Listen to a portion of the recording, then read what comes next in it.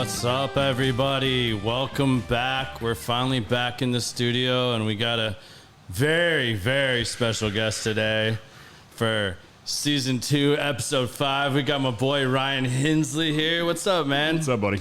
Welcome to the show.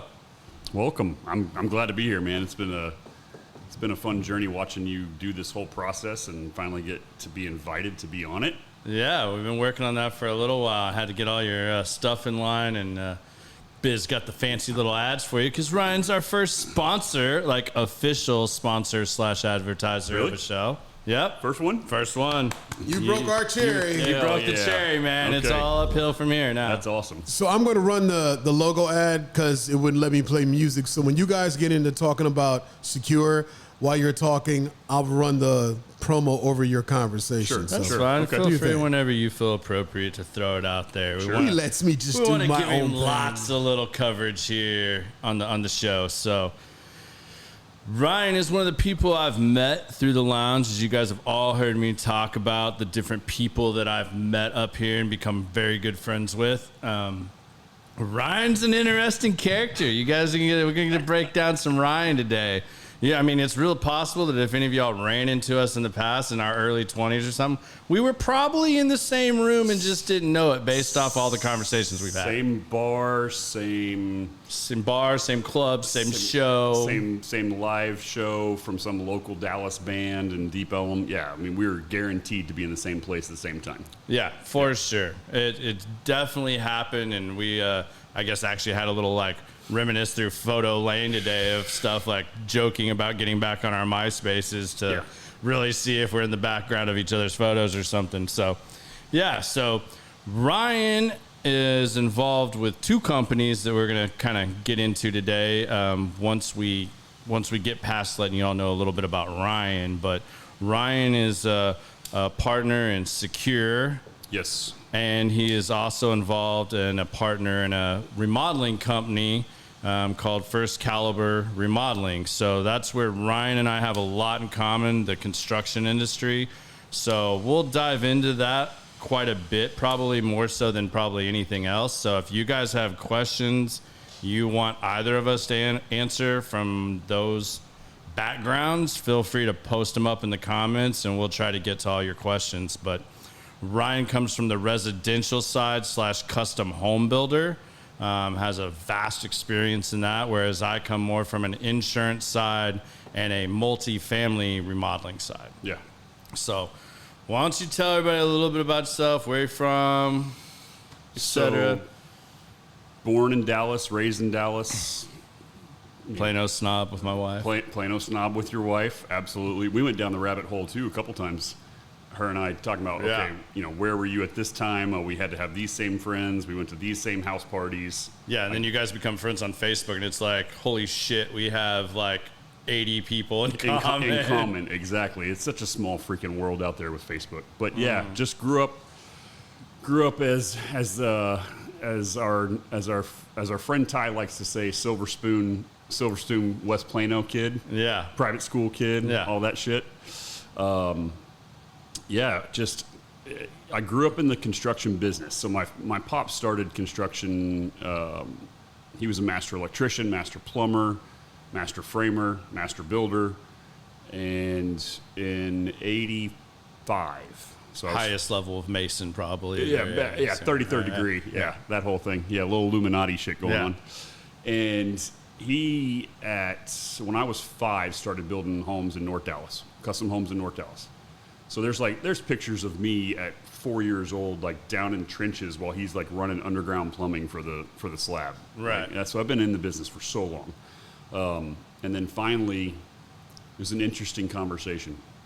So I went straight out of high school right into corporate, and then decided, I was really big I came from the audio background with car audio and home audio. Yep. And wanted to start an AV company. So I started a company and was doing home theater installs and things of that nature, whole house audio, what you could do back then. And I was doing, the one-offs, right? Like what you wanted something done in your home. Or and I hadn't got to where I was working for a builder yet doing all his homes. So of course, hit Dad up and I was like, hey, let me do your homes. And he's like, give me some good pricing. Like he wasn't like, just because you're my son, you get to have the business. Right. So, worked on it, started working on homes, doing that stuff. And then finally, I think it was probably mid 05. Dad looks at me and he goes, hey, you finally reached that age where you now know that you don't freaking know everything. Like you're not a little shit anymore. Yeah, and you graduated a little bit here. Yeah, graduated a little bit. And he's like, hey, do you want to come work with me and run the company together? And I was like, okay. I was like, that sounds like a lot of fun. So he goes, let's start in December of 05. And I said, wait a minute, that's about the same time we're going to start the Parade of Homes house. And he goes, no, it was 06. Shit, I can't remember. I think it was 06. Okay. And yeah, it was 06. And he goes, yeah, it's the Parade of Homes house. And I said, okay. He goes, you're going to start the day we pour the slab, and I can't be there, so have fun. Straight thrown to the wolves. I mean, just straight thrown right into it. Here's your project manager hat. Have fun, buddy. Have fun on a $1.8 million Parade of Homes spec house that I built. It was 6,400 square feet, decked out, and I had it finished. We poured the slab on December 6th, and I had it finished by May 22nd. Fully decked out, pool, landscaping, I mean, just everything. Wow, that's a tight timeline for a house amazing. like that in your first one. Yeah. So that was my introduction and learning process to home building was that trial by fire.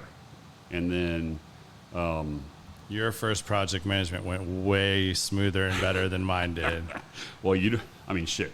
Some of the background information that I learned because growing up in it. Yeah, growing up in it, knowing enough not to. I mean, I wasn't like super green. Right. I grew up in it and I was around it for so long, and then also around it during construction doing the AV stuff. But the good thing was, I'd say my biggest thing was I had Dad teaching me, and then during the Parade of Homes, Frisco actually gave us 2 inspectors that their only job was to come there every day. So I had two head inspectors for the city of Frisco there with me every single day. A lot of pressure, but probably helped a lot too, because they were holding you to the book. Yes. Which also taught you the book. Taught me the parts that you didn't know. Yeah. Whereas like when I know when I started out, I came from insurance where everything's covered to more of the remodeling side on apartments where it's like, hey, we're just doing what has to be done. Right, the bare minimum. Like just what needs to be done to pass this lender requirement, this city inspection. So that was way different. And I remember the first time they made me run my own job, this guy couldn't find we were doing a bunch of landings. These landings had been designed bad, like entry landings with a switchback, and they'd been designed bad. So we were fully rebuilding these things. Well, this guy I hired, which was a new company we were trying out, which is probably another benefit you had, is you had Dad's probably best guys and crews underneath you. I had established traits. Yeah. Whereas I had a new guy we were trying out on a new client, and you're a new my PM. first time running a job because we were short-staffed, and it was like, hey, I'm just supposed to be estimating and selling. Right. Where did I say project manager? And they're like, well, it's your job. Do you want to run it or not? Like, it's either you're going to run it or not. And these idiots couldn't find T-bar flashing. So you know what? I showed up on a weekend to start doing some spot checks and check on these guys. They were welding their own T-bar flashing out of angle iron. For the rest of the world that don't know what the F T-bar flashing is. Yeah, so T-bar flashing is the fancy little piece of metal that's on the front of your balcony if you live in like an apartment.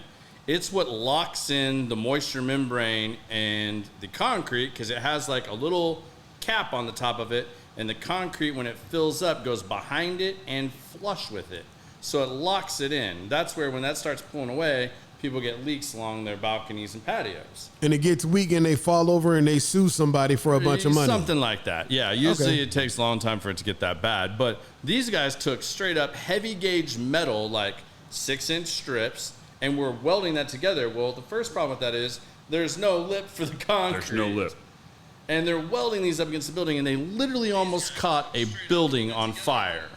And I'm out there on a Saturday, like losing my mind, calling everybody I can, like, what do I do? Yeah. Like, these guys are doing the dumbest thing I've ever seen, and I'm telling them they can't do it. And they're like, well, this is the only thing we can do. And like, yeah, so like I said, that was a horrible first experience. I literally told them, if you ever make me project manage again, I will quit. Like, I do not want to babysit grown men. I'm past this project management thing. Like, I want to estimate it and sell it. After that, I'll check on it, make sure, but this is why we have project managers, and I clearly do not have the patience or tolerance to be a project manager. And that is probably, like, you couldn't have hit the nail on the head in regards to the world of project management. It is babysitting. It's babysitting grown men. Yeah, and if anybody out there is listening who's in the construction world, you will know what we're speaking about, because, like, so as a custom home builder, I've told this to so many new clients before. I said, look, back when I was a PM, and we'll get to why I'm not now, but when I was running the company with Dad, he handled clients, closing, and contracts, right? Yeah. The money side, the back end stuff, right? And as soon as the actual project started, that's when I came on board, met the client, and then I handled it from there, right? But as I'm interacting with these clients, especially a few years into it, they're like, what do you love or what do you hate about building? As we're just building a rapport. Right. And I said, well, I love building because it's creating something from nothing, which is amazing. Yeah. Right. Take a freaking piece of dirt and turn it into someone's dream home. Because luxury custom building, which is what I did, or still do, is anywhere from $1.5 million to a $4 million house. I'm not in our buddy Grady's world. Yeah. But it's still an amazing house. Now, that being said, I would tell them, you babysit grown-ass men, and you're a marriage counselor. Yeah. And that's it.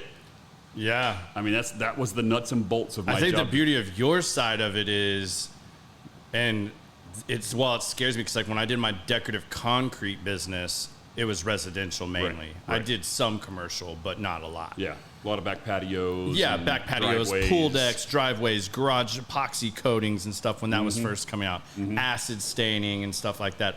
I specialize in micro thin overlays. Yeah, which is great. So that when you're remodeling a house and you don't know what that slab's condition is, That slab's you shit. can neutralize that slab Yep. and then give them as close to a true acid stain as you could possibly do. 'Cause at least you know the chemical background of the overlay. And I got my lunch ate when I tried to just remodel and do an acid stain for the first time On old school without concrete? skim coating on old school. Like, Yeah.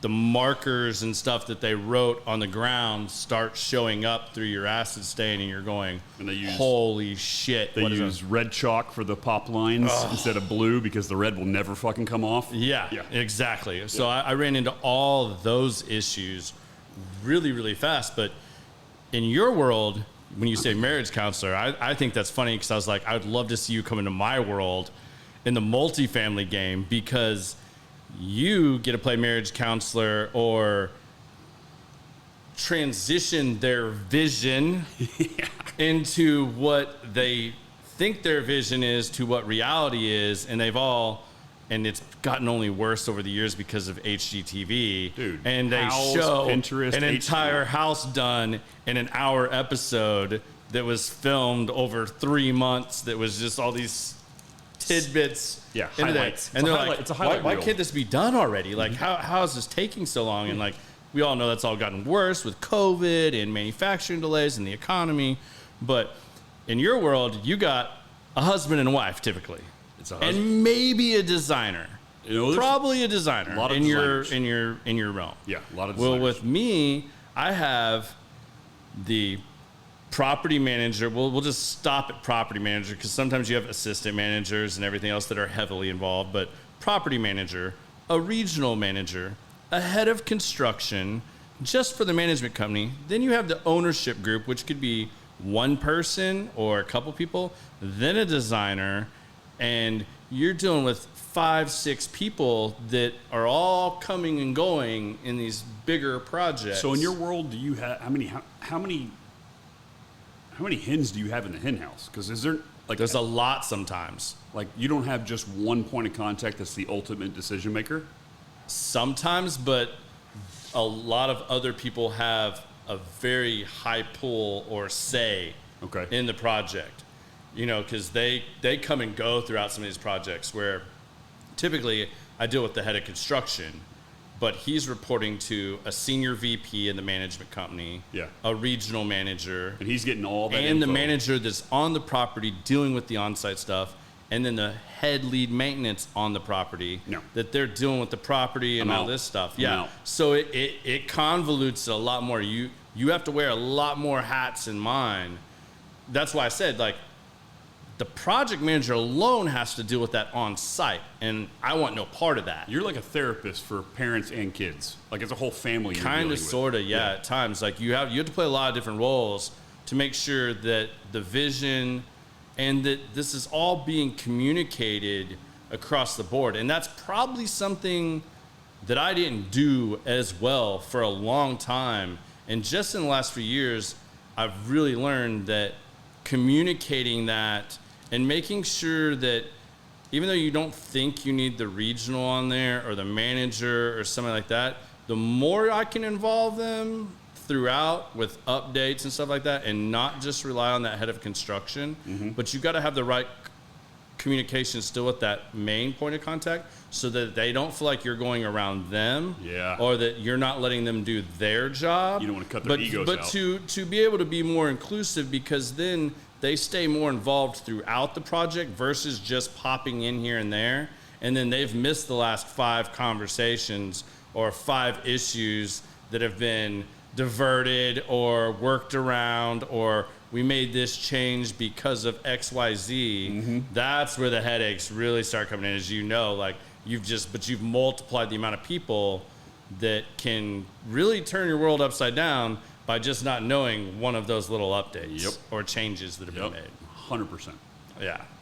And I'd say that, I don't want that. That doesn't sound fun at all. But yeah, dealing with, when you brought in the word designer. Yeah. I've worked with quite a few over the years because we've got some, like, you know, I've had some designers that are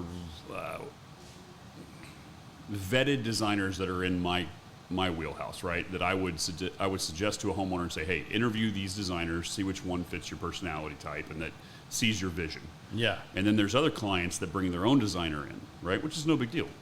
They can spend their money on a designer either way, whether it's mine or theirs. But, man, you want to talk about throwing a wrench in the freaking, damn. Designers are like attorneys. They can F up a deal in about 5 seconds. Yeah, because the thing that amazes me that a lot of even my clients, and a lot of them, their hands are tied. You know, maybe the owner is friends or this is their designer they've used for years. They don't have a working relationship with them. So keeping those communication points where they need to be is like the hardest thing, because these designers, what amazes me is they're able to just ballpark everything. They don't ever have to, like, I don't understand why they don't have to have like more cost knowledge. So we're getting into in my arena, they don't. Same thing. So we're going to jump into Yeah. So keep going. So like I don't understand how they don't have to do that, because it's like, if you give me a spec book and say I got to follow these specs, well, then I'm going to follow those specs and I'm going to bid it like that. But some of my competitors will be like, oh, well, I can substitute this for that. It's still the same. It's going to look the same. Well, did you get permission to do that? But, you know, that's kind of an undiscussed thing in my industry that needs to have more attention on it, because there's a lot of things you could substitute because these designers don't take into account.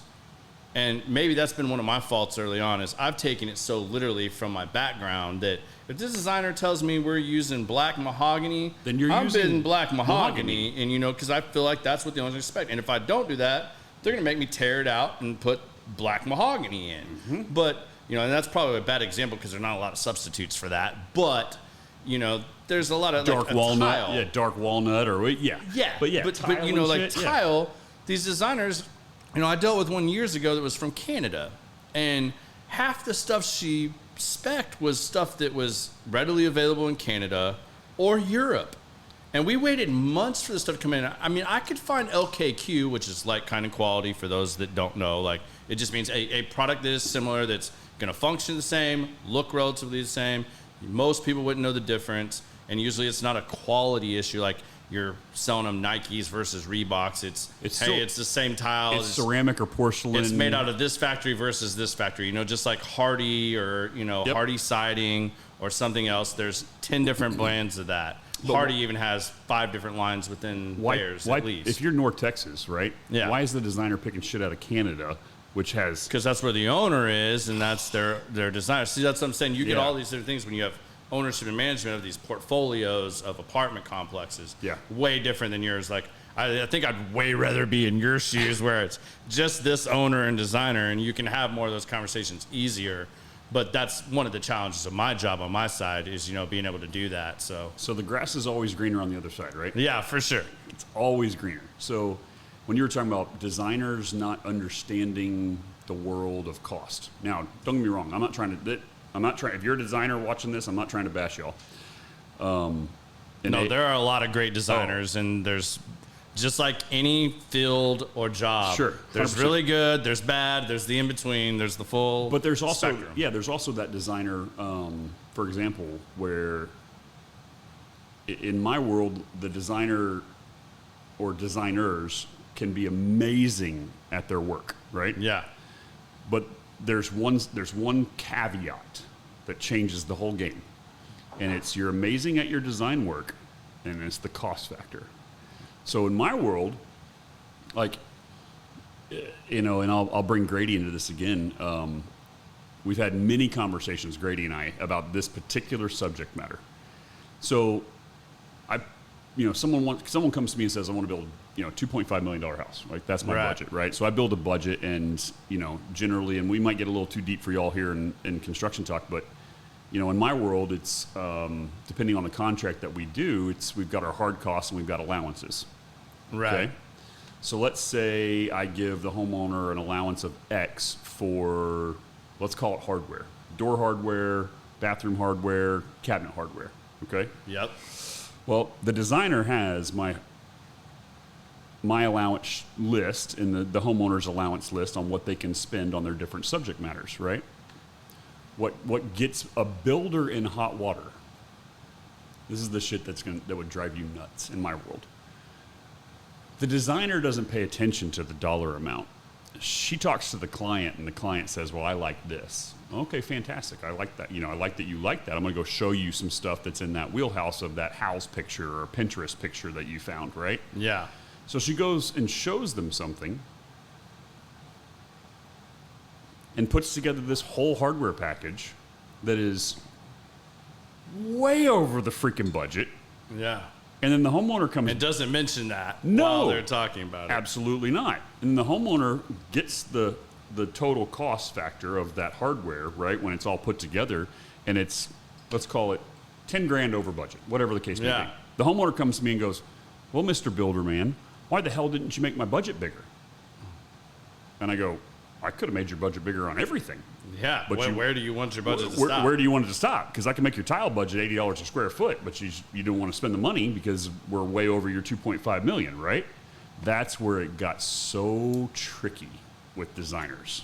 And it will burn a bridge with a builder in a half a second. Yeah, I mean, and it happens in mine too. It's in my world, it happens the same way. Well, I like this, and this is the look they want. And maybe it's a tile or a wall covering. Or like, let's use wallpaper because that's popular now, and that's a real easy one. So like, it's like, here's $100 a roll, just cost. Just a roll. Just one roll. No labor. We're not figuring labor or waste, or that whole wall now has to be skim coated to a level 5. Because it's a certain type of wallpaper. Like they don't think about any of that stuff. They're like, well, before we could just throw this wallpaper up. Like, this was a cheaper grade. It didn't need level 5 skim coat behind it. Thick enough to not worry about it. They just go, we're not gonna care about this. So a miracle has happened. Somebody actually knows what the hell y'all talking about. Ladies Really? and gentlemen, let's give it up for Wesley. Because Yeah. Wesley is commenting. He said there's never any money left by the time it gets to irrigation and landscape. That's so true, That's Wesley. true, too, 'cause that's the first thing Wesley, they take bless out. you. Landscaping is the last thing done, and the budget is gone. Yeah. I And just- everybody thinks they can do their own irrigation. Shit. I'm just Every happy to hear whack-a-mole on a that weekend thinks he can do his own land. my daughter just moved out of our theater room, so it's all the way empty now. And in order for no more of my family to move into my house, I'm going to need you, Ryan, to come over and start doing shit Sure. to help me get a theater thing. No, before we let Just- anybody else move into business house, you need to build him a mother-in-law suite on the back of his house. No kidding. Yeah. I do. And then all Yeah. problems are solved. And Yeah. your mama loves me. Yes, my mom, when I say, I was with her today. We had Valentine's dinner Yeah, today. okay. I said, here you go, Mom. Here you go, Mom. She said, cool. How's Ryan? I was like, shit, I just bought you food and you asking about Ryan? Yeah. I meant to tell you that. So y'all literally need to have a date within the know. next 2 weeks, please. I need to take her out to lunch. Yeah. Elliot's Please, gonna be so please come pissed. get that woman. Yeah. Okay, back to talking about scrim, scruffets, and irrigation. Or But yeah, whatever back y'all to was about talking the about. wallpaper. That it's like the designer will pick out $100, wallpaper, and that's what they start with. And then inevitably, the decision maker goes and looks, and they find something over the weekend, watching HGTV Oh, my God. or playing Yeah. around on Pinterest or whatever. Yeah. Oh, I really like this. Well, the designer just goes, okay, well, let's find what you like in there. But like to your point, they don't go back and say, okay, just so you know, what you were picking out before was $100 a square yard. What you're picking out now and what you're liking is $300 a square yard. And on top of that, you can't just do it without doing a level 5 finish. So that's going to probably triple your budget here.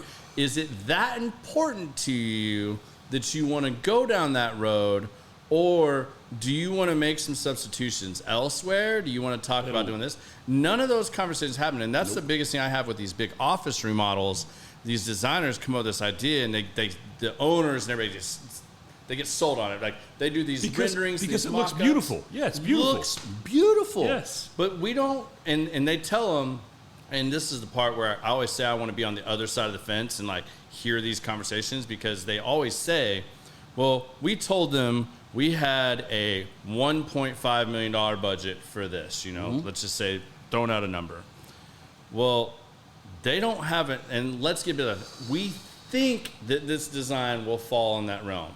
So they don't even know till it gets sent out to like me and To 2 or estimate. 3 others Yeah. what is going to come out. And now it starts coming back, and you get bids that are going here, here, and here. Well, are we using LKQ? Is that cool at this point? Like, more of those conversations need to be had. That's something I've learned over my 15 years of doing this now, and I try to really engage in that with my clients now so that we can really talk about those things, because that's, to me, where these projects get so sideways of this owner has already had this vision of this is what I want. And they don't leave enough room for the things, especially you're dealing with new construction most of the time, except for your remodeling stuff. Yep. But I'm going into an apartment that was just bought You got to read. that could be 10, 30, 40 years old. And we're going to start opening up walls and stuff to create this vision. There's lots of things you can't tell, and it never feels like the contingency there is enough for those. So now you're those talking things. about the X-ray vision contingency. Yeah, X-ray vision. Yeah. Yeah. We all need that. So I tell every remodel homeowner, we've got a contingency plan in there based on the age of the house. I mean, some of these newer homes, I've got a lot of clients right now that they're moving into, let's call it a $700,000 house. Right. It's a brand new build from whatever builder, some production builder. And they're like, yeah, we bought this house, but we want to, literally one of my last three clients actually, they were in the house less than a month before they called me to change it, because they're like, yeah, we bought it because we had to, because of either job relocation, shortage of actual homes, or whatever the case may be, but they want it immediately changed. Well, these new builds, I know what the hell's in it, and I know where shit's ran, I know how it's constructed, all that crap, right? So it's a whole lot easier. But when you get into these older homes, that X-ray contingency, Gone. you have to put it in there, because I'm going to open your walls up. I've got a remodel right now north of here, and it's a much older home that's been remodeled several times. Right. And now we're doing a addition remodel. And so now I'm figuring Going up or out? out. Out. Okay. Out. That's and, better. Out and, but hold on. It's out and remodeling the main house, right? So we're the main house, we're remodeling it and adding out. Okay. Mm-hmm.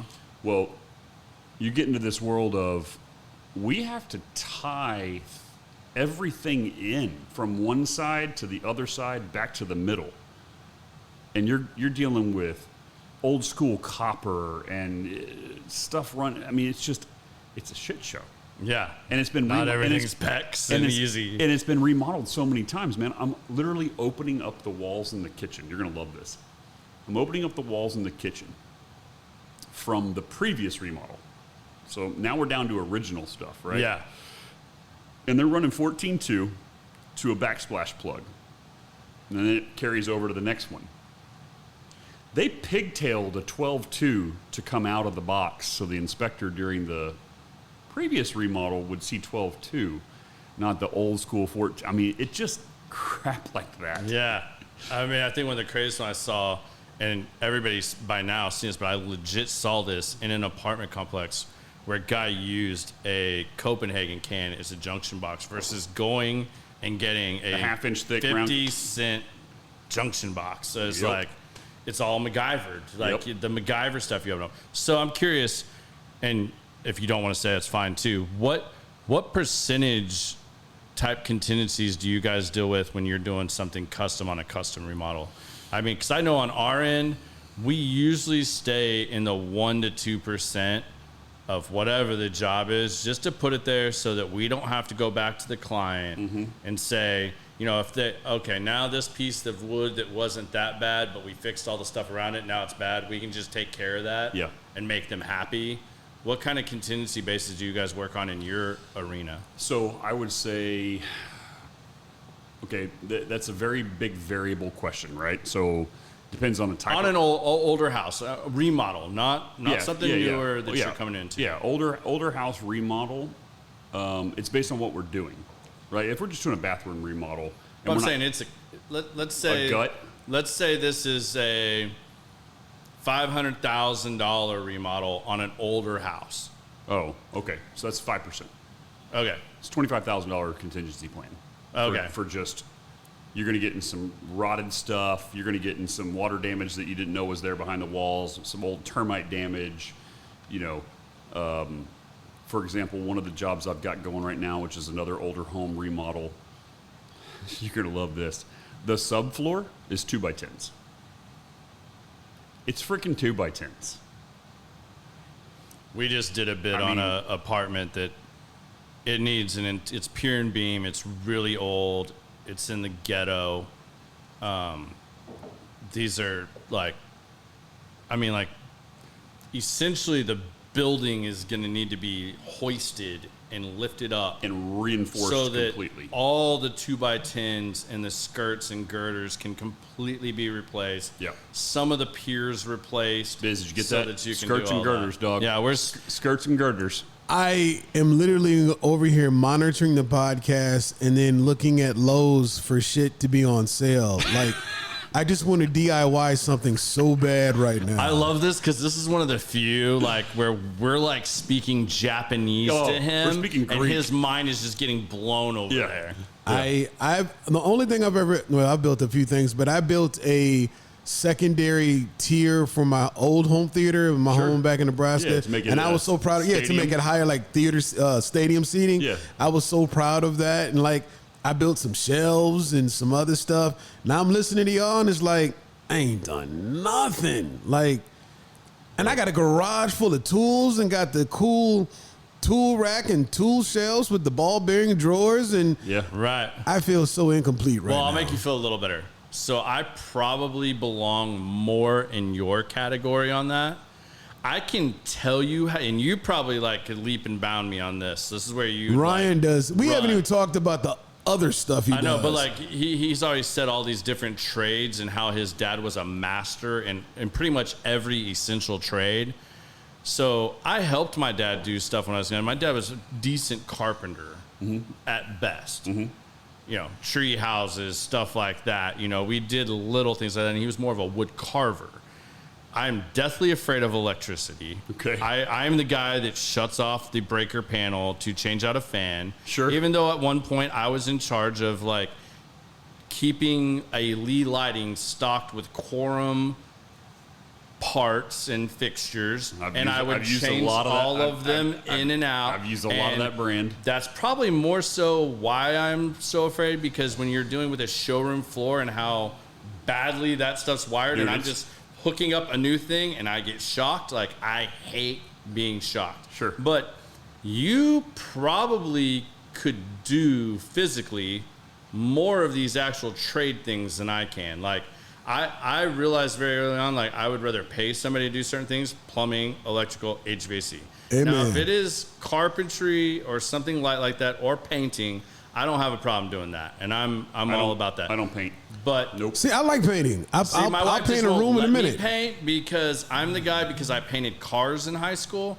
I will tape off. I'll spend an entire day taping off a bathroom. Hey, prep work is way more important than the actual painting. And then the next day I'll It come is. in and I'll paint everything in an hour, and then it'll take me another hour to tear everything that I prepped down, but it's done. But like I am too OCD and anal to, like, if you make me paint something broader than that or a bigger room, Yeah. man, you're talking a lot of time because I would Well- do that. But I can tell you what it takes to do something.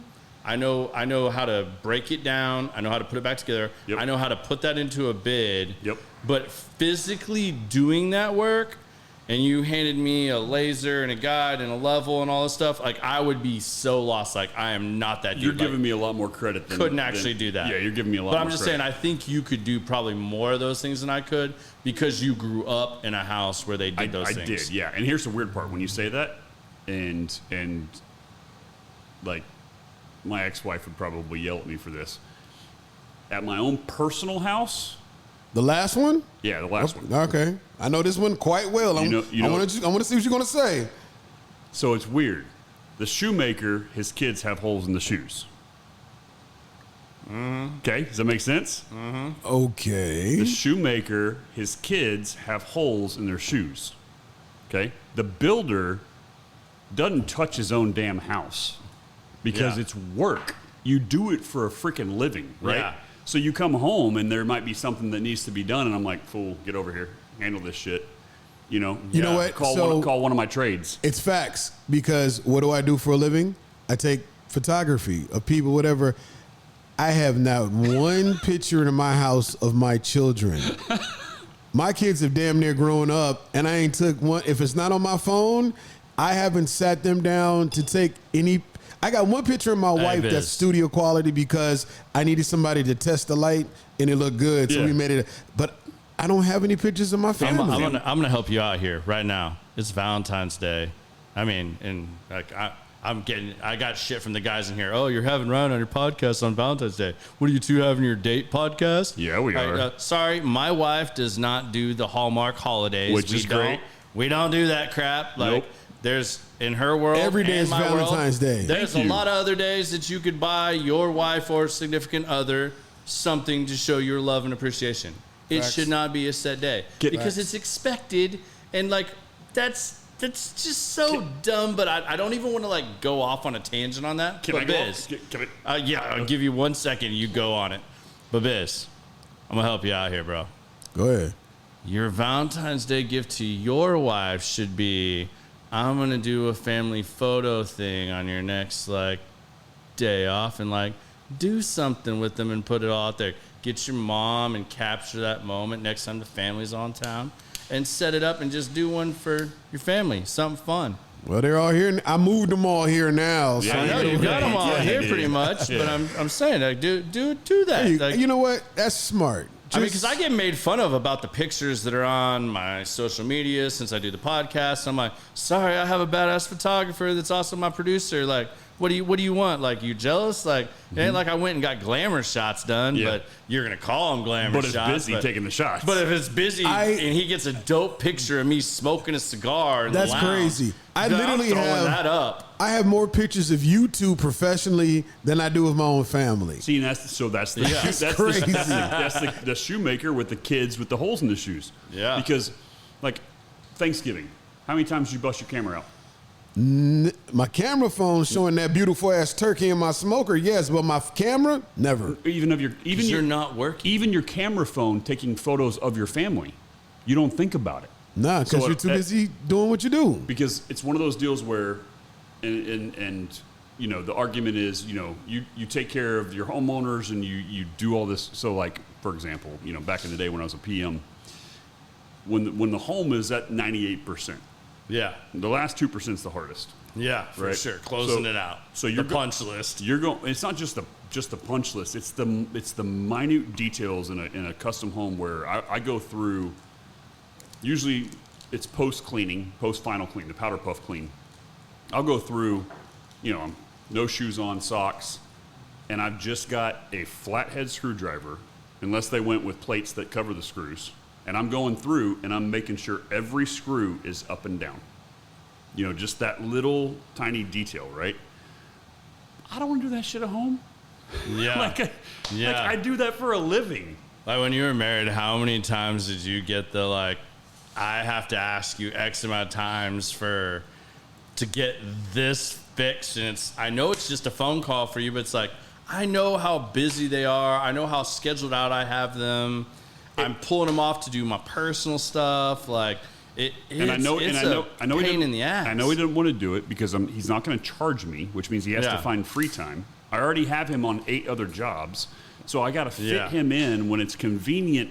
You know, for him, which isn't going to be convenient for either of us. No. And you're at home, so it's going to be you dealing with it. Correct. And then I got to make it fit with your schedule as well. Correct. Which, I mean, it's a tough give and take on that It stuff. really is. And it's like I tell my guys all the time, because I don't want to ever be put in that situation with my guys, is I tell them, I want you to charge me cost. I want to pay your guy that's going to come out and do it, and I want to pay for the materials, and that way you do it and do it right. Yep. Just don't charge me the 10 and 10 on top. That's all I'm asking of my guys whenever they work on my house. Mm-hmm. I don't want to feel like I owe you anything or I'm committed to more with you, because these guys are so up and down, and that if more subcontractors had somebody to manage them, holy cow, these guys would make so much more money and do so much better and be able to take on so much more if half of them had the business acumen. I have a handful of really good ones, which I'm sure you do too, but there's a whole nother set that are really good. They're just terrible at scheduling and commitment and overcommitting, and that balance of keeping up with that stuff eats them alive. And then they're always like, well, I don't make enough money. I don't this and that. And it's like, you could. You just don't manage your stuff right. And if you would do it right the first time and not cut the corners that you're trying to cut to save up, it wouldn't screw you in the you end. wouldn't be doing this 2-3 times or making the extra 2 trips that you just made, which is taking you that away from cost another you job money. site. Yeah. My I'll give a shout out. One of my oldest trades, he's been with me. Well, my framer's been with me since. Well, he was with my dad before I got into it since '03. My framer's been working with me and Dad, let's call it that, since 2003. 20 years. I mean, I've watched his kids grow up. He's known my daughter since she was born. Wow. And now his sons, you know, I mean, his kids are thriving and it's awesome. But I've literally watched his kids grow up and he's watched mine grow up. It's amazing. That's awesome. And I just had to laugh because you're going to appreciate this. So my wife just chimed in. Uh-oh. She said the extent of our observance typically consists of Happy Hallmark Day on the dry erase board in the kitchen. There you go. That's literally how we communicate most of the time on stuff like that. Is She's so a note gangster. left. Love his wife. She's so. She is awesome. But so I'll go back to that tangent earlier, right? So this is what I was telling you earlier.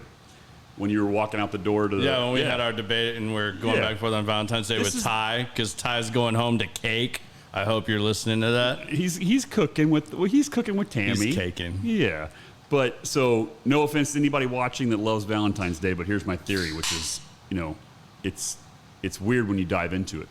So let's say the wife or the lady who loves Valentine's Day. She loves it, right? So let's dive into the psychological side of that real quick. And if I offend anybody, I'm sorry, but it is what it is. We offend people on here all the time. So Great. have Fantastic. Word. Yeah. I am the opposite of woke. So she expects her husband to do something amazing for her on Valentine's Day. Right? She expects it. He knows that she expects it. Therefore, he does it. Is it because she doesn't get enough affection, love, and attention the other 364 days that she really relies on this one day? And then if you dive deeper into it, she's getting it on a day that he's required to do it. Therefore, it's not because he wants to, it's because he freaking has to. Yeah, there's no significance. No. So it wasn't a random thought of kindness. No, so it just shatters the entire day. The whole day is fake. Yeah. It's all bullshit. Yeah. The whole agree day, 1,000%. The whole day is crap. Yeah. Yeah, Sarah and I agree on this like 100% across the board. And I grew up in a household when you gave me bad flashbacks earlier when you talked about parade of homes. Because when I was a little kid, when my parents were successful early on and my dad was vice president of a bank, my mom, when they bought their dream house in Oklahoma, she decorated the entire house for every holiday you can think of. That's my mom. And I mean every room. I'm talking even the bathroom. Maybe not that much. Every room had decorations, and these people would come through and tour and take pictures and stuff, and like, it was a whole ordeal. Was your mom into Dickens Village for Christmas? I have no idea what The that little is. ceramic houses? Oh, she had stuff like that. Yeah, where for sure. Where they set up the whole snow village. Oh yeah, snow village and all that stuff. Like that's why the one thing I won't do at the house is dust. I hate dusting. Okay. Because as a kid, every time it was your chore to go dust, you had to pick up all these knickknacks and shit and pick it up, move it off, clean whatever, and then put it back. Clean it, and then put it back in the right spot. And clean the actual item. And I'm so OCD that like everything has to go back in its spot. Dude.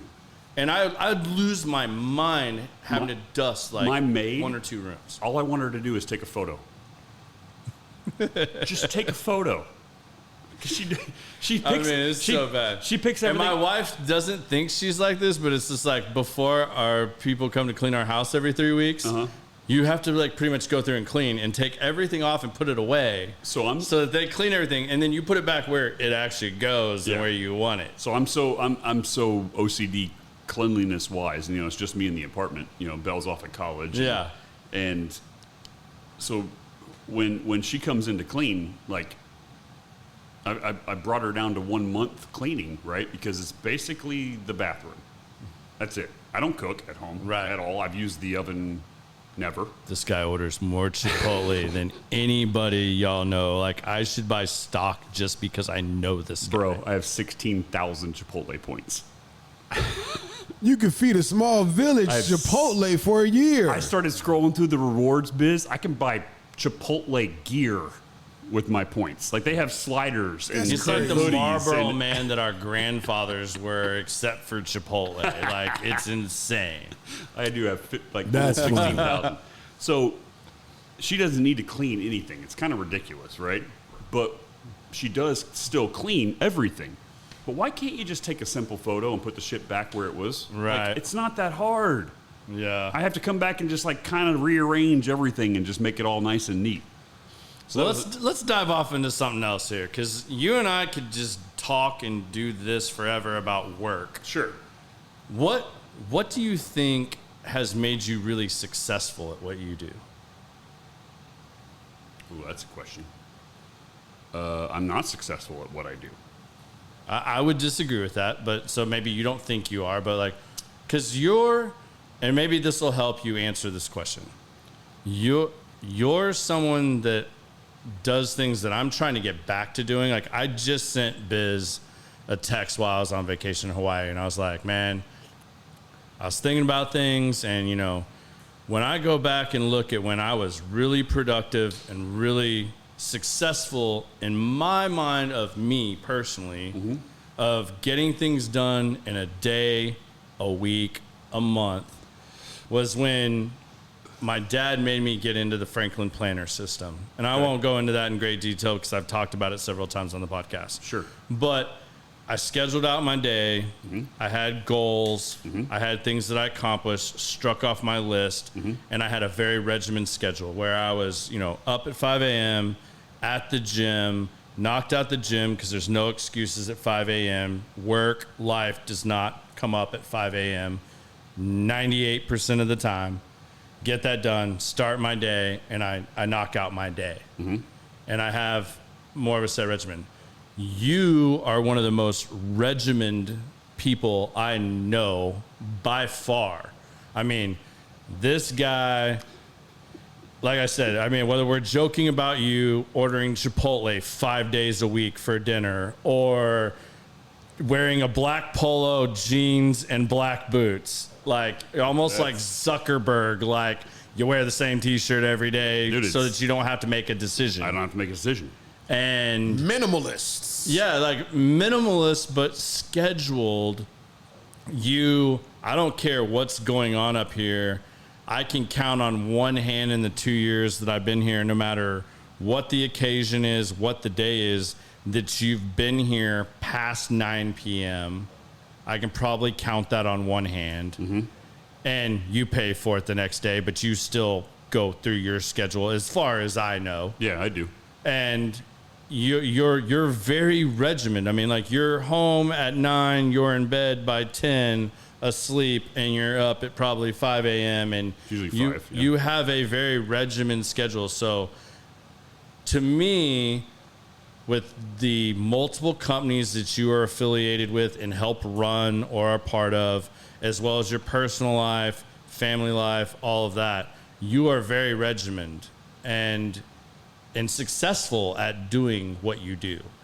Whether you consider that successful, Sure. whether we're talking financial or personally or Sure. goals, that could all be debated. But that's more where I'm going with that. Like, do you contribute a lot of that and you being able to handle and take on running 2 different companies or 3 and, doing all that? What do you contribute that to? And what do you think makes you successful at doing that? Is it your schedule? Is it XYZ?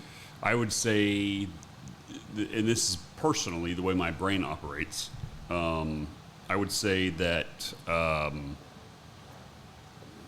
this is just me, and whether you viewers want to take it for whatever you want to take it for, if you're wanting to learn some stuff about business, boredom is the killer.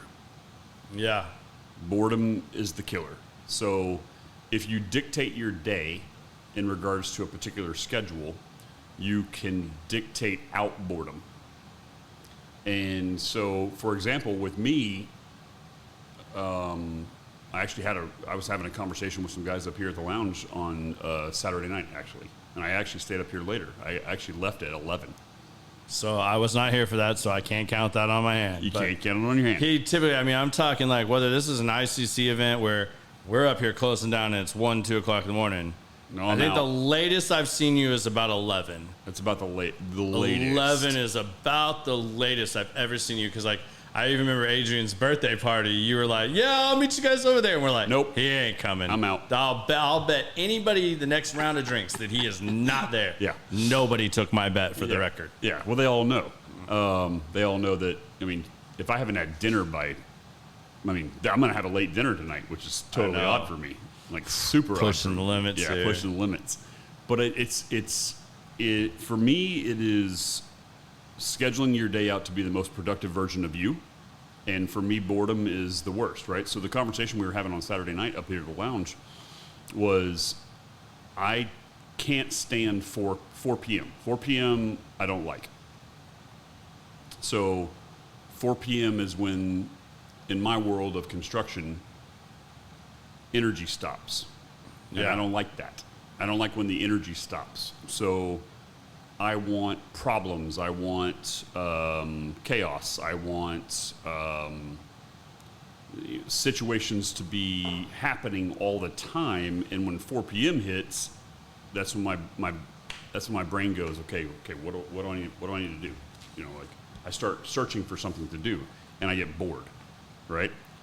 And boredom to me is quite possibly the worst thing on the planet. I'm right there with you. I can't. COVID was terrible for me. My mind has to. When you told me I going. couldn't go or do, and I got to just sit here, and my wife's like, you hate being at home. I'm like, no, I don't hate being at home. It's not hate being at home. It has nothing to do with that.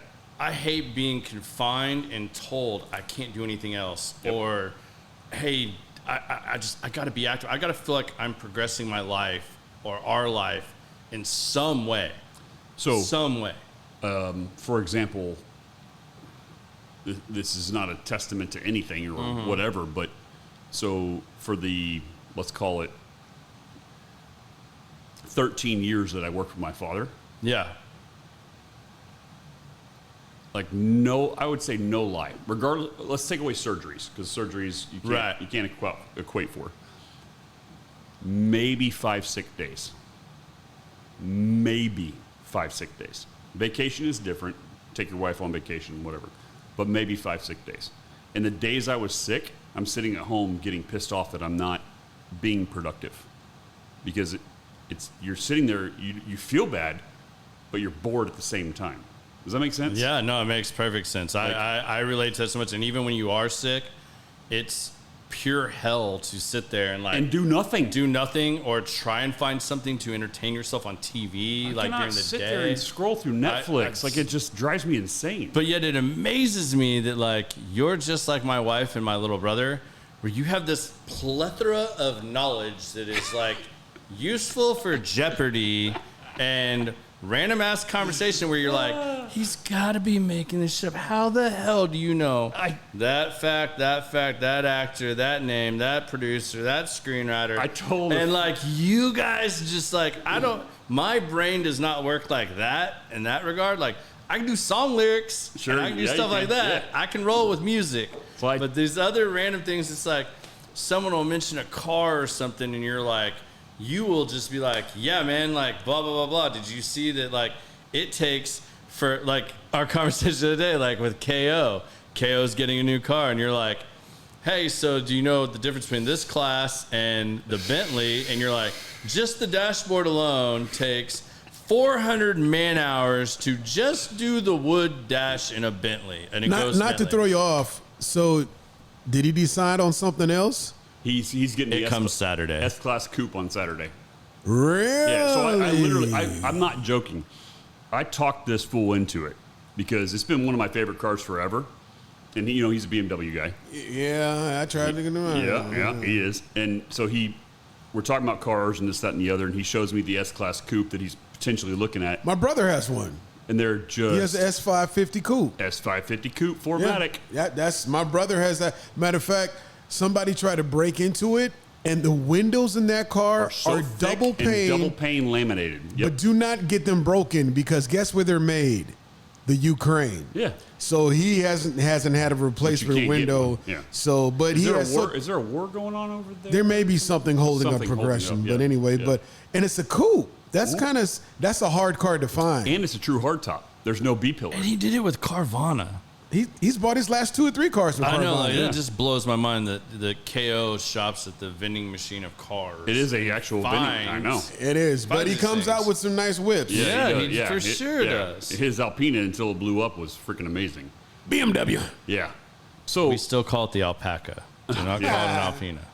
So I had a conversation with a friend of mine earlier today that I was going on your podcast, and I was explaining what your podcast was and who you were and this, that, and the other.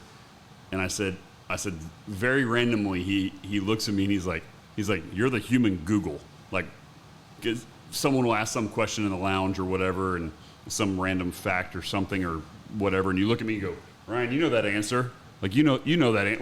What's the answer, Ryan? Yeah, you know what? I would love to give you that nickname, but one of my brother's friends already has that nickname. The difference between the two of you is he uses it as a defense mechanism almost. Okay. Whereas you're straight up like you just said, where you're I'm trying to think of a movie and I'm like, Ryan, Denzel Washington, Deja he vu. goes back in the past and Deja solves vu. some, and you're like, deja vu, blah, blah, blah, blah, and so-and-so directed it, blah, blah, and we have 10 more conversations from that one thing. That's where you get the Google effect going for you for sure. Wesley, I don't want to act like we did not hear that. I hope we answered your question about defining success.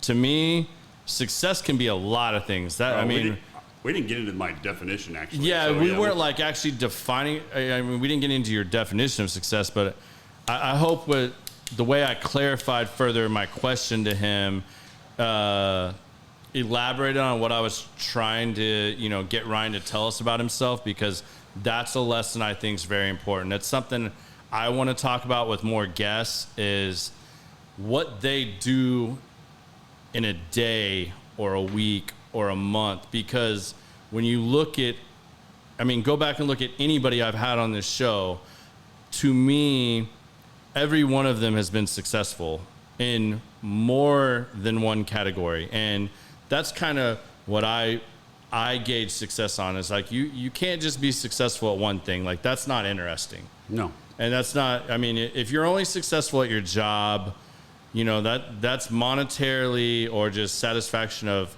killing time in your day. If you're not successful with your family, your friends, your pursuit of happiness, your hobbies, there's so many things to me that define success. So we define success in individual things. So I'll give you my definition. Yeah, go for it. So Wesley, I apologize. I kind of got off on a tangent. So my definition of success is, which we had this conversation on Saturday night. My definition of success is wealth. And wealth to me is peace, love, and happiness. Because money will come, okay? Money's the easy part. Money is the thing that happens after the fact. You can never define wealth with money, because money comes and goes. You can be rich, and they that term where they say rich versus wealthy. Yeah. Okay. Well, I think rich versus wealthy is, you could be the Wall Street guy that works 90 hours a week, that never sees his wife, never sees his kids, and makes $1 million a year, and he's freaking miserable. Absolutely. That is not wealth to me. No. At all, period. Wealth comes from peace, love, and happiness within your own personal self and your home life, right?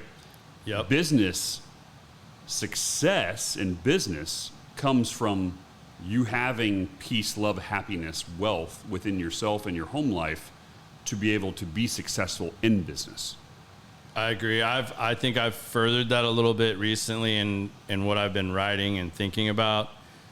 I want wealth of time. Well, that's the other wealth of time. To me, time. If you can have success, then that means you can have success with your time, and time being in who you give your time to, what you give your time to, and doing enough in any of those areas to allot more time for peace, love, happiness, and those things. Because if you're doing those things, you inevitably start gaining more time in those areas, which to me makes you more productive, happier, more successful at your business. At everything. So managing your time, and that's why that's one of those things I said earlier I want to bring up with guests more often, is talking about how they manage their time, because to me there's nothing more valuable or more important than your time. No. Who you give your time to, who you let steal your time, what you let steal your time, whether that's smoking a cigar is taking a year off my life, like whatever it is, it's either giving or taking time from you. So managing time is something I'm going to focus more on this year, and talking about that with my guests, because every guest, even before I left for vacation, when Ken Hamlin was on here, I asked him a lot of questions about, Ken Hamlin, that dude still looks like he's in playing shape. Oh, and it's time. like, Mr. GQ, he looks great no matter where he's at. He's happy in his body, his self, what he's doing, what he's devoting his time to. And I asked him some about working out and how he fits in. So people gain well, what do you do when you're on the road? What about when you're broadcasting? What about when you're doing this? Or what about when cigar time? You know, how do you fit this into your life and whatnot? So hopefully people were able to learn some of that. But I want to take that a little further as we continue this podcast, because I just think that is such a crucial element of how people look at their day, their week, and you just, I've started seeing patterns more and more again of stuff that I saw when I was doing these Franklin Planner things with my dad and the training he was doing and teaching and all these books. People get complacent and there's not consistency, because if you're just consistent with your simple stuff, simple things in your life, you create an abundance of extra time because you're executing on a very simplistic level, and you don't get blindsided by the minutia of what the world puts in your day. So the social media, you know, the news, your friends, phone calls, emails, work, home life, friends, all that, if you don't manage that well on a simplistic level, you leave yourself no time to grow, learn, or adapt or move forward with a lot of things. And you see people get stuck in this rut. And I had that thought. And like I said, I've had some notes I put in my phone, and I literally screenshot the biz, and I was like, yo, this is what I'm looking at. This is what I'm thinking right now. And he was like, yes, we need to talk about that. We need to do that. I know I could use that in my life, and let's go down that road. So I think that's really important. It's super important. I would say, in regards to my regimented schedule, which is not perfect. You know, some days it's 4:50 in the morning. Some days it's 5:20. Some days it's 5:15, 5:05. I usually, if I set my alarm for 5:10, and generally I work on a 7-hour schedule. Yeah. So if I go to bed by 10, I set my alarm for 5. Yeah. Right? It's just the way it works. And as of right now, I think I might transition to a 6-hour schedule and see how that works. Yeah. And see how my body reacts to it, because you need to find your sweet spot. So finding your sweet spot on a sleep schedule is one of the most important things to me to make yourself more productive the next day. And it's not like, I would say, so now we're just talking about success, right? Now we're just let's dive down that road that you were just talking about. It's go to bed at the same time. Do the same regiment when you go to bed. Turn your damn phone off, get off Instagram, get off Facebook, which I'm not preaching to the choir here, because I do the same thing. Yeah. I'll scroll while I'm laying in bed, which is not good. It clouds your mind, right? Put your phone down an hour before you go to bed and start thinking about what you need to do the next day. Right. Get it on your mind. Is that right? I have to get back into writing. So you take it off my brain on paper. It's done. It's accomplished. Do you put it on your nightstand? That's a big deal. I used to. I'm trying to get back into that. Like right now, I'm personally having sleep hell. And I apologize for everybody that I work with right now, because in the traveling that I have done, going forward in time, I can adapt to really easy. This last trip to Hawaii, where I went to see my little brother, and I went back 4 hours. Yeah. So when it was 7 o'clock at night, it was 11 o'clock in my body. And I'm usually a person that is asleep no later than 10:30, and I'm usually up around 5:30, 6 o'clock in the morning. That 2 weeks of going back 4 hours has screwed me up royally. I mean, I got home last Thursday. It's now Tuesday of the following week. The last 3 nights, I've gotten 3, maybe 4 hours of sleep. Yeah. I mean, I'm in bed at 10 o'clock. I'm in bed at 8, 9. We watch a show or two. I start trying to go to sleep, and man, it's 1, 2 o'clock in the morning, and then I'm back up at 5 a.m. Wake right up, yeah. And it's hell. And then I try to sleep for another hour. Doesn't happen. By the time I get up, and it's like I'm getting 3-4 hours sleep, and it's literally driving me insane. Like I literally told my wife this morning that if I don't get a good night's sleep tonight, tomorrow night, I am going to be in bed by 8 o'clock. I am taking Something. like NyQuil PM, Advil PM, something to hopefully reset my body clock, because the other problem with this time of year is sunlight actually will help you a lot. But if I try to go to bed and get up at 5 a.m., there is no sunlight still because of the time of year it is. And I am stuck in this time hell right now. So personally. I did a lot of research on lumens for waking up. So change your light bulbs out. Like, for example, Sarah's going to kill you for saying change my light bulbs out. And we don't wake up at the same time, for the record. We have completely different schedules where she's a night person, I'm a morning person. Okay. So I'm morning. So, Yeah. for example, I love the tangents. So I got another thing to say about my morning routine, Yeah. which I'll get into. go for it. But get into a scenario where they call it sundown, right? So you want to get your circadian rhythm in the mood to go to bed. So when the sun sets, turn off all lights that are overhead completely. Yeah. Because it changes your brain, right? Farmers figured out how to make chickens lay eggs 24 hours a day. So they blast them with 10,000 lumens in each one of their bays, right? So the actual chickens think, this is one of those random facts again, the actual chickens, Google. the chickens think that it's daytime. So they can get them to lay eggs for many more hours than the normal day schedule.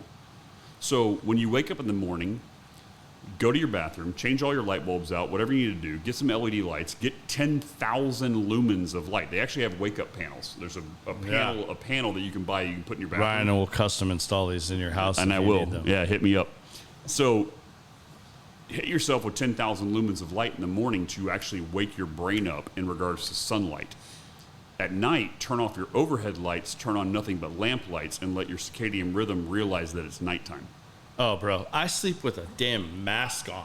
Oh, you're such a woman. I know. Well, my wife stays up and watches TV and stuff, so I had to adapt so that Could get dark. we would get on a similar schedule. And I've actually gotten her more adapted to my schedule. Okay. But I legit, I have to sleep with a mask on because I can't have the flicking, flashing light from the TV in the background. I struggle with this because I've tried this. I have my Apple thing set to say, hey, you got 15 minutes time to go to bed. So Wind down. I used to be a 15 minutes, not enough time to vampire. wind down first. I never went to bed till 2 or 3 in the morning because my kids are running around and I can't get work done until the house goes to sleep. Then that's when I kick in. But then I got to be up at 7. So I said, fine. I'm going to sleep at 11, knocked out. I wake up at 6:30. But the problem is I got my body into that rhythm. But on the weekends when I got a DJ, You're up. man, 11 o'clock, I'm yawning and I'm like suffering and I'm like, we're partying and Ryan's passing me drinks and it's just. I did not So it's do like, that. no, he doesn't do it. No, that's Aaron Klaus. That's Aaron that Klaus, does- yeah. Yeah. But that's the struggle. So it's like my body's actually adapted to Friday and Saturday up. But then by 10 o'clock on the weekdays, I'm yawning. Yeah. So the 5 in the morning thing, that is my next challenge. I really want to see what happens if I just get up 2 hours earlier. So And Donna, I completely agree with you. You're putting some great comments in here. I wish I could get to all of these, but people are blowing this up right now. But yeah, prioritizing and putting mindless stuff on in the background. I mean, that works for some people. Me personally, I have to get back into writing more at night because I have to get it off my head. Okay. Because otherwise, I will sit there and think about all Bees the shit in the coffee I want to can. do, need to do, should do, could do, whatnot. Like for me, that has to happen at night. Whether it's like I carry this thing with me everywhere. Like 15 minutes. Sometimes it's an hour. Sometimes it's 5 minutes. But to get that off my brain and go on with life. Yeah. I have to do something like that. But now it's like, even when I do that to a certain extent right now, and it's purely from this 2-week vacation, because I normally do not have this problem at all. It's been a running joke in my family. Like, you tell me I have 5 minutes to nap, I'm going to nap for 4.5 minutes. Like, Sure. I mean, like I can go to sleep. Like, Yeah. But when I get in one of these little ruts, it is absolute hell. So the 5 a.m. thing, Biz. Waking up at 5 a.m. So wake up, take my Secur. We'll talk about that here we're about to shortly. drop that in just a We'll second. talk about that here in a minute. I do 5 to 6 with nothing but, whether it's motivational Instagram reels that I follow, most of it's like either self-help, financial help, or business help. And I go through that. We had this conversation the other night. Yep. Let's go for it. So 1 hour, I'll sit there and I'll digest as much information as humanly possible, and I'll save whatever ones I like the most, so I can go back and visit them, right? Because it's very fast data, right? So you're ingesting data that is just super fast, because these reels aren't very long and you're scrolling through, right? So I save the ones that I like so I can go back, reference them, write them down, digest them fully. So that's what I do from 5 to 6. 6 hits. From 6 to 7, fix another cup of coffee, and then I start work emails. I'll go through all the emails that I either didn't get the day before, or start going through creating the emails. And I always set up an email so I don't start my work day till 8 a.m. because I don't want people contacting me before 8 a.m. So I don't ever contact them before 8 a.m. So I set an email up and I set a timer on it, and it fires off at 8 a.m., right? But that time frame from 5 to 8, which, I'm post 2 back surgery, so I haven't gotten back into a workout routine yet, because it scares the shit out of me. Right. But that 5 to 8 p.m. is when the world is not bothering me. That's when I can focus on me and my business and doing what I need to do. 5 to 8 a.m.? 5 to 8. You said p.m. I want to make sure we're clear. 8 a.m. 5 to 8 a.m. 8 a.m., okay. Yeah, so post 7 a.m. is when I get in the shower. Do my thing, get ready, and I go about my day, right? But that window is when nobody's bothering me, nobody's emailing me, nobody's calling me, nobody's texting me, and I can just focus on me and what I need to do to get ready for my day. That's my routine. So, was his name William or Will? What was his name? Which one? We had Donna. The success guy? Oh, no, it's Wesley. Oh, Wesley. Sorry. So Wesley, that is my operation in the morning to create myself to be the most successful version of myself for the day. That's my routine, and I do stick with I do pick the black. I got 20 of these, and I know I'm wearing jeans, boots, and a black polo. That's just because I don't want to think about that crap. I don't want to worry about what I'm wearing, It's just the easiest part about my day is I don't want to worry about what I'm wearing. Like, So you mentioned that you take your Secur when you wake up. Yeah, drop that, Biz. What is that? okay, we're Drop gonna that. drop So, that. so while you talk about it, I'm gonna go ahead and I got to do something different today. Yeah, you do. Biz So go ahead, got talk about fancy on us while we were out for the break. Yeah.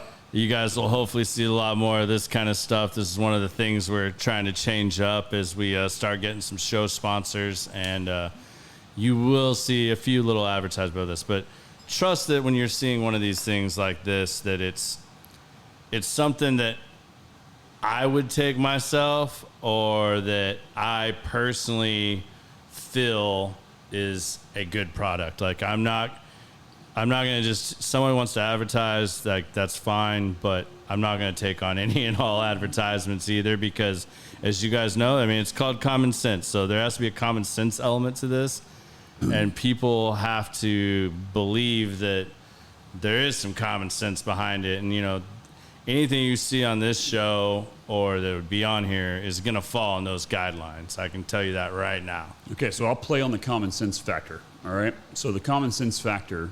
Well, tell everybody a little bit about Secur first, because That's what I'm about to do. Yeah. That's what I'm about to do. So Secur is a company that was founded back in 2019, and Secur is based on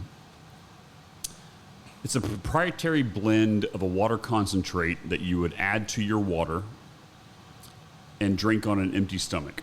Whether it was as I do it myself in the morning, it's 1 ounce that you would add of the water concentrate to your water and drink on an empty stomach. And then I usually do one in the morning and one in the evening.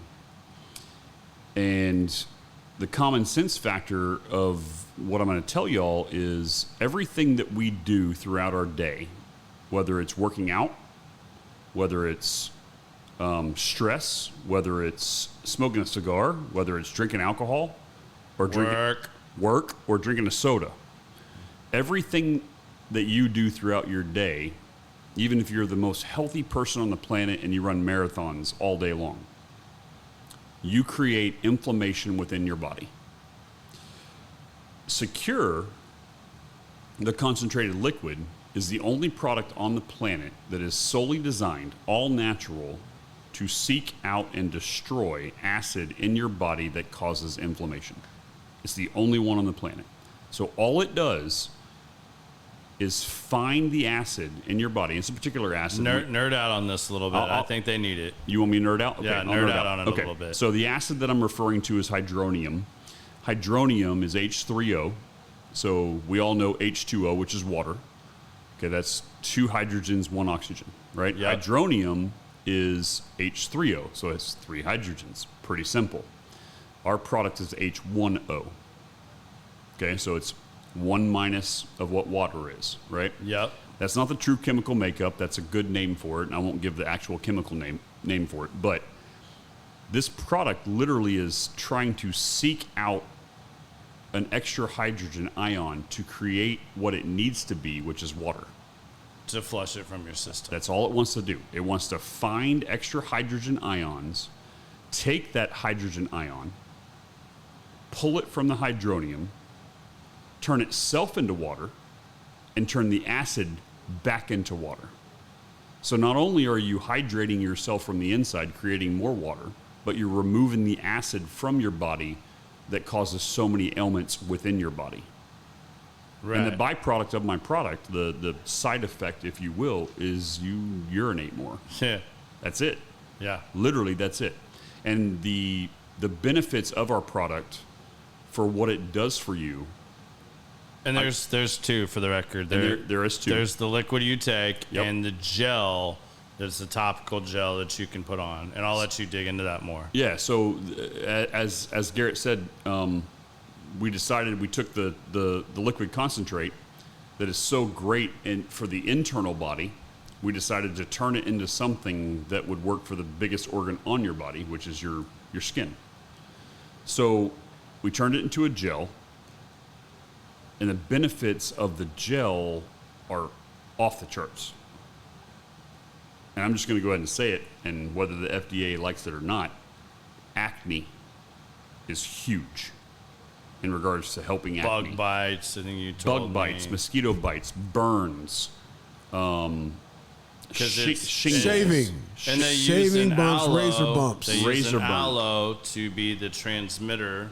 Yeah, so it's, Right. it's aloe based, so it penetrates the dermis deeper, and it pulls out the inflammation that's in your skin. So when you get a bug bite, you're getting the actual chemical reaction from the mosquito bite on your skin. Well, that's an inflammation reaction to the chemical.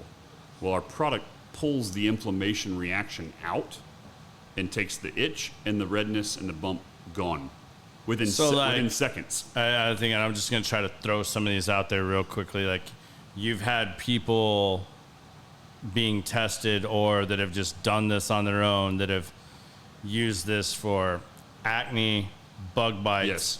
hemorrhoids, Yes.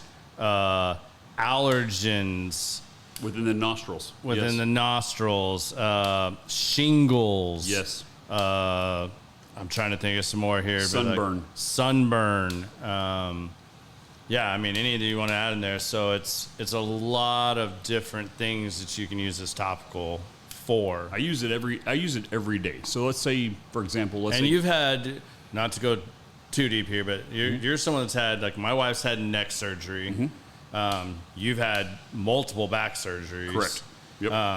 And have used this product to help you in recovery and everything else as well. So you can actually put it on the topical. The internal you want to use because it goes way deeper. right. The topical, you can actually use it as a topical joint pain. You know how CBD's gotten so popular? Yeah. You know, the gels Right. and the roll-ons and all that stuff.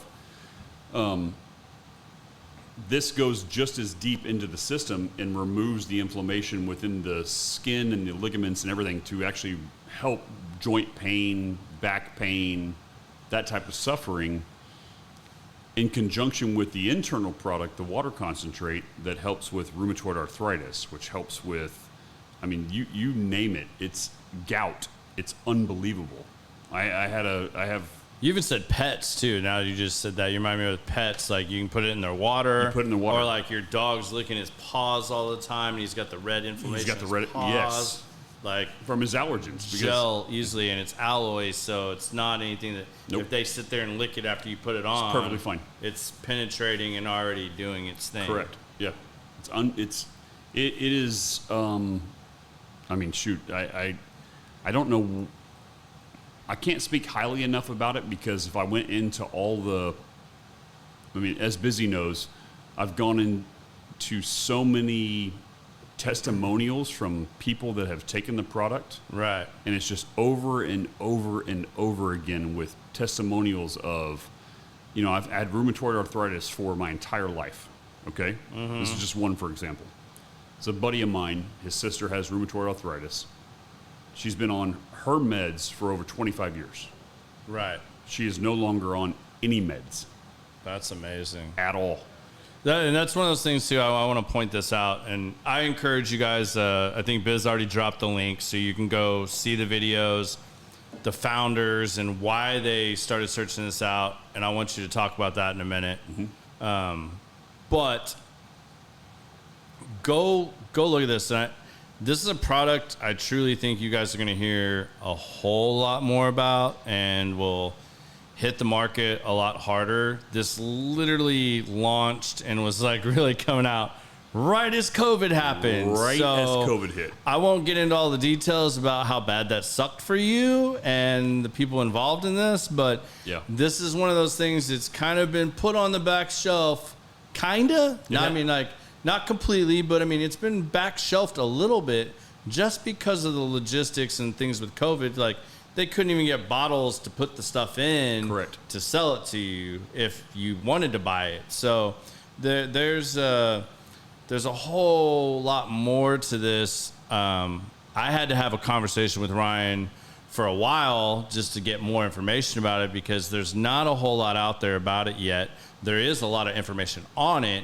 It's just the delivery of it, and it was a lot of the timing involved here. Correct. Really affected a lot of this. And I would really, I'm trying to remember the exact wording almost that you used, but the way this product came about and how you guys went about developing this product, tell that story a little bit, because I think that's really important, and I think a lot of people will relate to that, because it involves cancer and kind of going down that road. So Okay, so we don't use the C word. all right, fine. Well, Yep.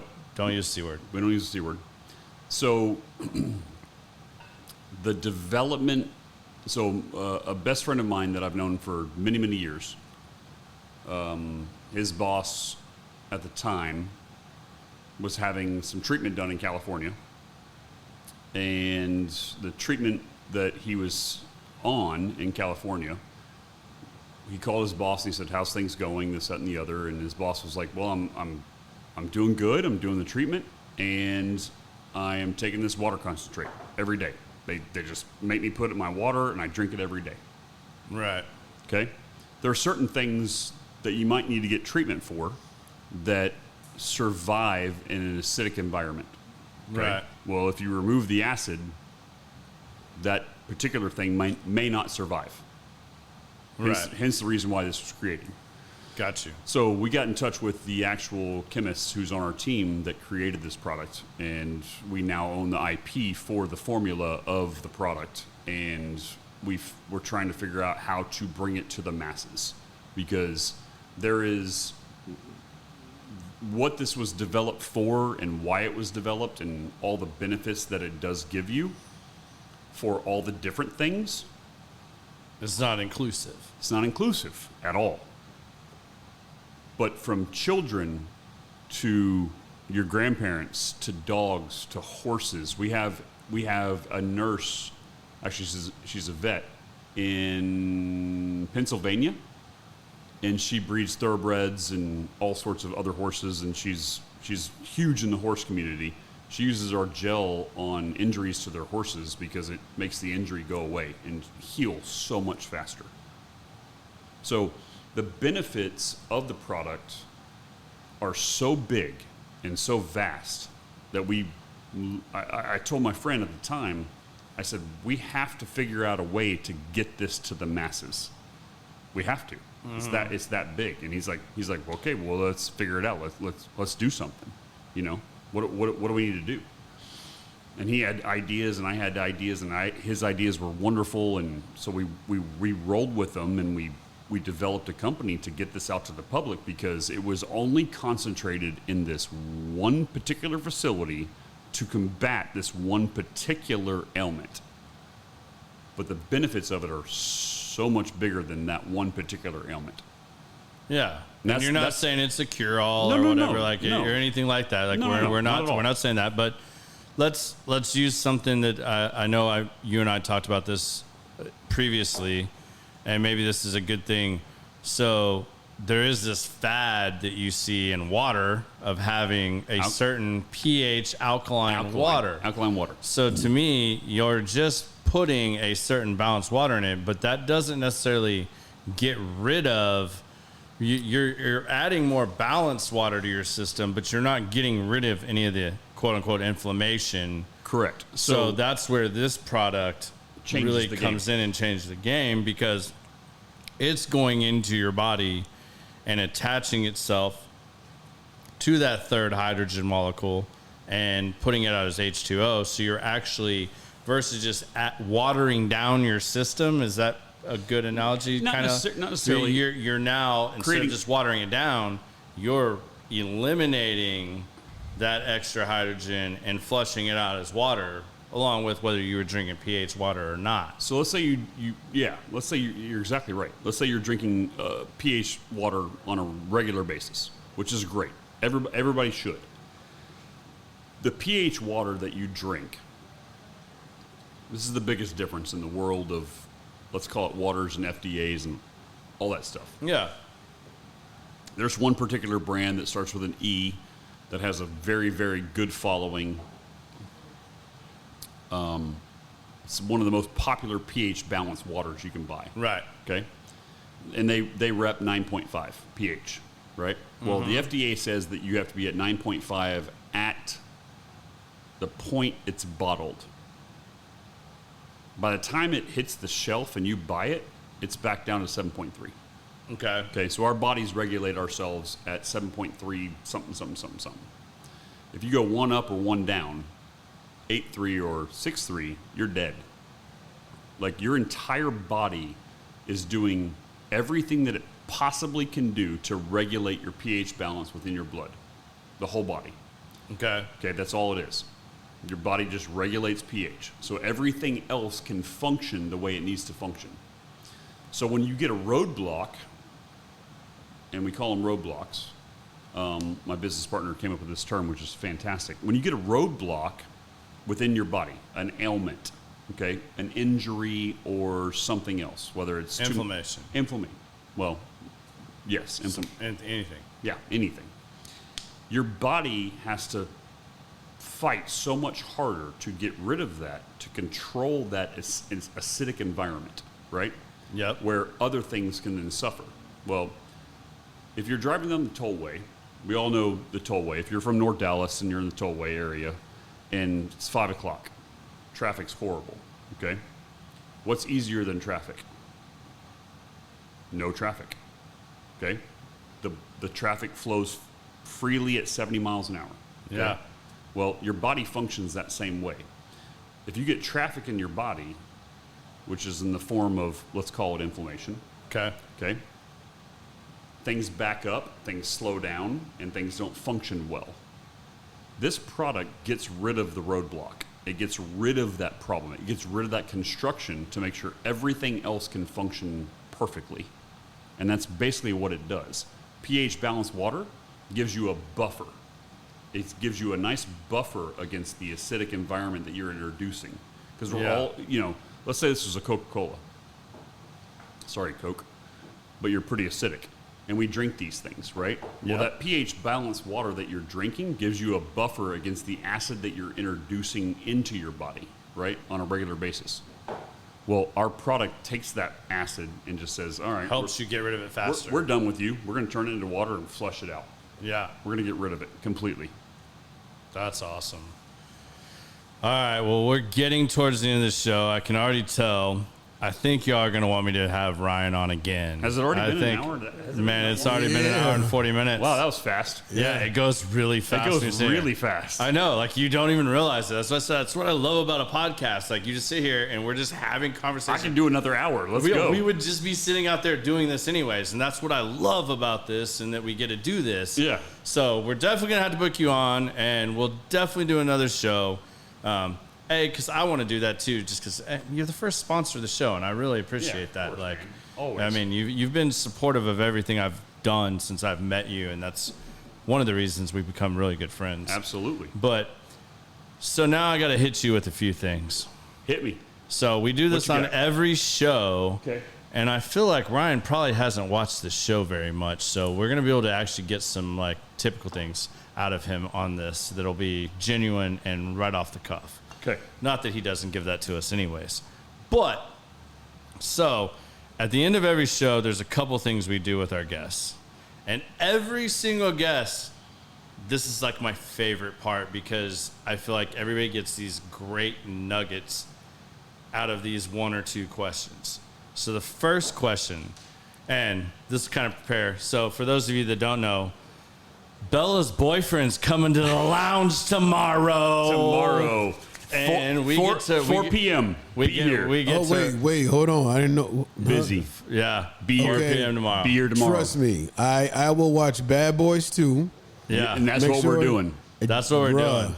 He's coming to the Lions Den. So he's here from 4 to 6:30. Okay. So if you can make it in that time. Oh, I will be here. Yeah. So you have to be here. This is also. I don't even know if I plan to participate. I just plan on Oh. sitting back and watching this. Garrett, this is my first time meeting him. I know. I'm so excited and about this. She told him about me and I smoke cigars and this, that, and the other. And he was like, I want to smoke a cigar and meet your dad. Like, I want to do that. And I'm like, She forgot to mention the insane uncles no. that she Yeah. has. no. So, no. Nope. So Poor kid. she Poor kid. She came up here, before we went and had dinner, and then she came up here after dinner with me. And she's sitting with everybody, and Ty and Lee and everybody's talking to her, and Andrew and all these guys are talking to her, and we all told her, "You've got 25 uncles in this cigar lounge that will demolish him if he makes it's gonna be fun. a wrong comment." Oh, it's going to be Bad Boys 2. It's gonna all be day fun. long. So the I first mean, thing I don't know how such a sweet girl is his offspring. I mean, because I've met her like 3 times now. first thing I'm going to but- do is ask him for his driver's license. Yeah. And I'm going to take a picture of it, and I'm just going to tell him, I know where you stay. I know you Yeah. stay. That's it. I won't even say nothing else. Then y'all can do whatever. That's all I need. Mark Rogers, he goes, I can't be here at 4. And I go, well, can you come at all? He's going to be here till 6:30. He's like, okay, good. I got a meeting at 3:30. It's going to last till whenever, and then I'll be up here. And Mark Rogers goes, okay, wherever he's sitting, I'm going to walk in and just look at him and go, you're in my seat. And just and then just stare at him. You know what would be when better and when he looks at me, I'm like, sorry, dog, you're in his seat. If that was Jay Scott, that would be even better. Like, Oh, my yeah. God. Like, Oh, yeah. God. Jay Scott ducking under the door and coming in. You in my seat, You're in my dog. seat, dog. Get out. A 6'7" Pittsburgh Steeler Oh my Super Bowl winning He probably lineman. passed away right there. Yeah. You ain't seen boys that big in Arkansas. Nope. All right, so what's the question? All right, so here's the questions. If you had one piece of advice you could leave Bella, what would that piece of advice be? Whoa. One piece of advice. You only get one. Like Only one. Your time is up tomorrow. Ryan is no more. You get to leave her with one piece of advice, like your dying wish, your dying last words of wisdom, last words of advice. Don't settle. Marry your soulmate. Word. Oh, that's quick. Word. That's All right. right. I know that was real quick. Ryan, one hit figured he was quitter. gonna take a minute on that. All right, second question, and this is where we'll end it. We ask everybody, and this can be something that is just on your mind that you've been wanting to say. It can be something you feel inspired to say that you haven't got to say yet on this show. It could just be something you just want to throw out there. It could be the first thing that comes to your mind. It really doesn't matter. But if you were going to leave this show just giving us your 2 cents, what are your 2 cents on life, whatever, right now? Right now. Right now. It's 2 cents on whatever. Figure out your peace, love, and happiness at home. Figure it out. Whatever your peace, love, and happiness is, figure that out. Everything else will be easier. That's it. Peace, love, and happiness at home. That is true wealth. You kind of sound like a hippie. No, But it because- works. But it works. It works because that is. It works. Peace, This love, and man has happiness. I given just me felt this like I haven't advice busted for the his last balls 3-4 years. Trust me, it works. Yeah, no, I'm with you. I just felt like I haven't got busted. I figured Brian and I are going to be chopping up and busting on it Also, way we didn't more. bust on each other at all. I know. Like, we're going to have to we have a goal for next podcast now. All right, here's the other And we're thing. just going to play Dirty Dozens and chop it up a lot more. Yeah, here's the other thing. Business relates to you. Okay? Uh-oh. Here it is. The last thing I'll say in regards to that question you just asked. Yep. Know your worth. All good advice. I mean, I don't think anybody can argue with anything the man said. So, Can I give you one last one and we'll go? yeah, man, go. Here's the other thing. Here's another Ryanism. You already know what I'm going to say. Stop talking and just do it. Just do it. Stop talking. Shut up, execute. Shut up and do it. I mean, I think that's great advice. I mean, that's something I always try to do. If I put something out there, I'm not putting it out there just to put it out there. Like, I mean, I'm going to do it. Like, I mean, it's like we talked about this when I first, I posted a list. I'll probably post it on Facebook soon, but I posted a list with some of my friends when I first started this podcast because I got asked early on a bunch. What are some of your goals with the podcast, or who do you want to have on your podcast?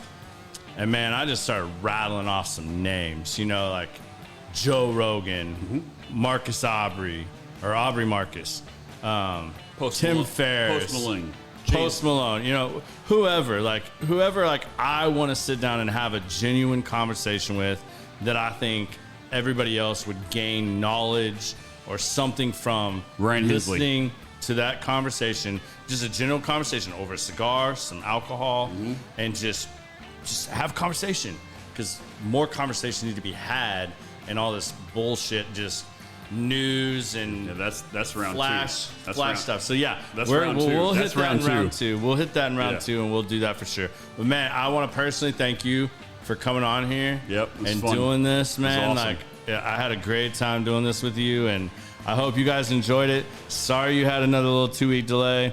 I'm not going anywhere for a while, so you guys, every Tuesday, this is what you're getting. We're gonna rock and roll. So Nice. Thank y'all. check out Secur, and check out First Calibre Remodeling, even though he spells it completely wrong. Spells but, it Calibre, but it's the Yeah, same. it's Calibre. Hey, if you're like Googling it, just so you know, I wanted to call it Calibre all day just Oh to my mess with him, gosh. but yeah, because I know it would drive him nuts because he's really simplistic. But hope you guys enjoyed the show. Thanks for tuning in, and until next Tuesday, we'll see you then. Peace.